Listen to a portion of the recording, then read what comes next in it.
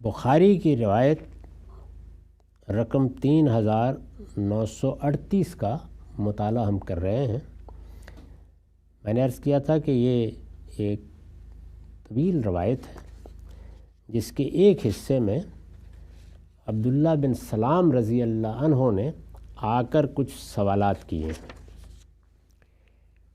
اور رسول اللہ صلی اللہ علیہ وسلم نے ان کے جواب دیے۔ یہ سوال و جواب ہم پڑھ چکے اور ان کی وضاحت بھی کر چکے ہیں۔ اس کے بعد اب روایت کا آخری حصہ ہے۔ بیان کیا گیا ہے کہ جب انہوں نے سوالوں کے جواب پا لیے تو کہا، میں گواہی دیتا ہوں کہ اللہ کے سوا کوئی معبود نہیں اور آپ اللہ کے رسول ہیں، یعنی وہ مسلمان ہو گئے۔ انہوں نے کچھ سوالات کیے اپنے لحاظ سے، ہر شخص اپنے پس منظر کے لحاظ ہی سوال کرتا ہے۔ اطمینان ہو گیا تو انہوں نے اسلام قبول کر لیا۔ اس کے بعد انہوں نے رسول اللہ سے ایک بات کی، یہ فرمایا کہ اے اللہ کے رسول، یہود بہت زیادہ بہتان لگانے والے لوگ ہیں۔ یہ ایک بڑے عالم کا اپنی قوم پر تبصرہ ہے۔ اس سے اندازہ کیا جا سکتا ہے کہ جب قوموں میں زوال آتا ہے اور خاص طور پر مذہبی حقائق کے باب میں بھی زوال آ جاتا ہے تو سب سے پہلے جو چیز پیدا ہوتی ہے وہ بے سوچے سمجھے دوسروں پر بہتان لگانا ہے۔ اس سے اندازہ کیا جا سکتا ہے کہ اخلاقی لحاظ سے یہ کس درجے کی برائی ہے۔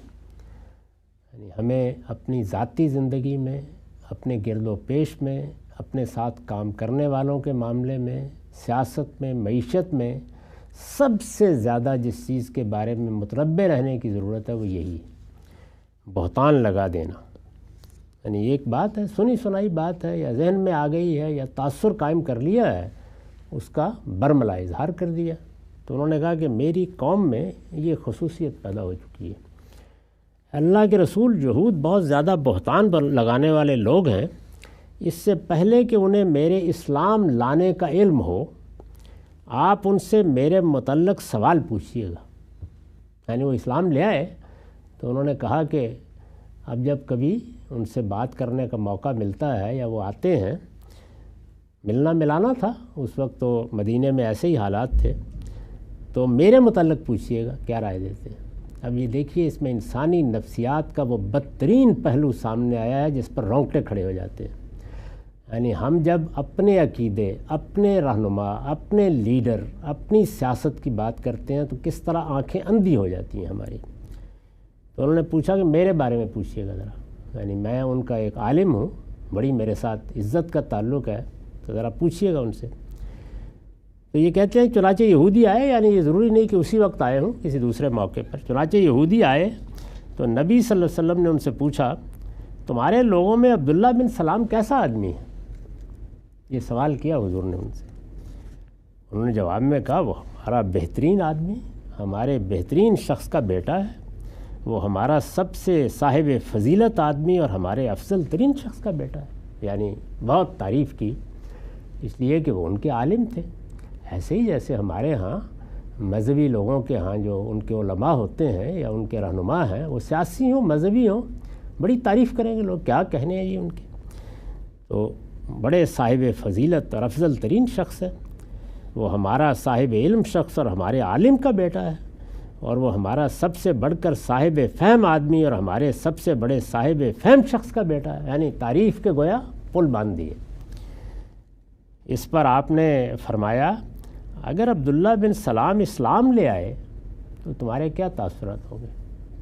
یعنی ایسا آدمی ہے، یہ علم، یہ فہم، یہ بصیرت، اگر وہ اسلام قبول کر لے۔ انہوں نے کہا، خدا کی پناہ، اللہ انہیں ایسے اقدام سے اپنی پناہ میں رکھے۔ مطلب یہ ہے کہ اول تو کیوں اسلام لائیں گے، ایسا صاحب فہم آدمی ایسی حماقت کیوں کرے گا؟ بہرحال اللہ پناہ میں رکھے، بیوقوف ہو جاتا ہے آدمی بعض اوقات۔ پھر آپ نے اپنا یہی سوال ان کے سامنے دہرایا اور انہوں نے یہی جواب دیا۔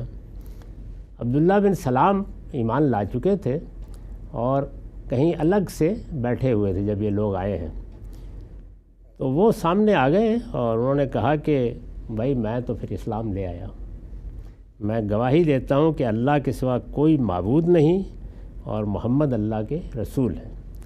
یہ سن کر ان یہودیوں نے کہا یہ ہم میں سب سے برا اور ہمارے سب سے برے آدمی کا بیٹا ہے، اور ہمارا جاہل آدمی ہے اور جاہل آدمی کا بیٹا ہے۔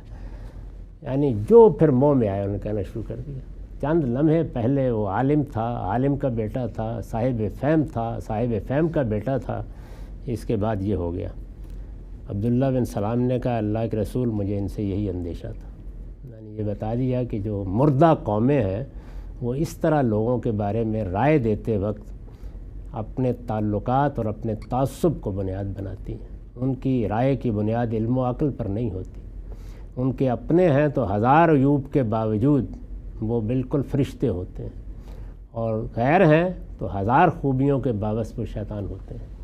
یہ وہ بہتان ترازی ہے کہ جو رگوں میں اتر جاتی ہے، تو انہوں نے بالکل اس کا مشاہدہ کرا دیا کہ یہ ہے، یہ سب کچھ جو ہے یہ آپ خود دیکھ سکتے ہیں، یہ میری قوم ہے، یہ ان کا حال ہے، ان سے آپ مزید کیا توقع کر سکتے ہیں؟ بس میری طرح کوئی دو چار نکل آئیں گے۔